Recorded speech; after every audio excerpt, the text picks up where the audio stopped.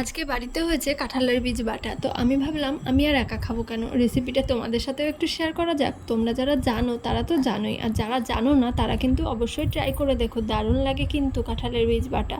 তো আমি প্রথমেই দেখো কাঁঠালের বীজগুলোকে একটা আমাদের যে রুটি করার তাওয়া রয়েছে তার মধ্যে ভালো করে ভেজে নিলাম। তারপরে ভেজে নিয়ে কাঁঠালের বীজের খোসাগুলো ছাড়িয়ে তারপরে একটু বীজগুলোকে কুচিয়ে নিয়েছি।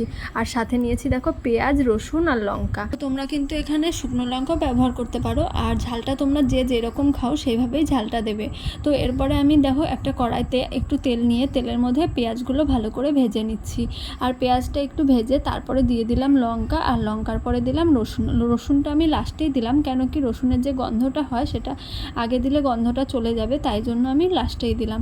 তো এগুলোকে ভালো করে ভেজে নিয়ে তারপরে কাঁঠালের বীজ আর এগুলো সব একসাথে মিক্সিতে পেস্ট করে নেব। তোমাদের যদি বাড়িতে শিলনোড়া থাকে তো তোমরা অবশ্যই শিলনোড়াতেও বেটে নিতে পারো। আর শিলনোড়ার বাটা কিন্তু খেতে একটা আলাদাই স্বাদ লাগে, মিক্সিতে কিন্তু সেই স্বাদটা লাগে না। আর তোমাদের যদি রেসিপিটা ভালো লাগে তো লাইক কমেন্ট করে আর নতুন হলে সাবস্ক্রাইব করে অবশ্যই পাশে থেকো। তো দেখা হবে নেক্সট ভিডিওতে, টাটা।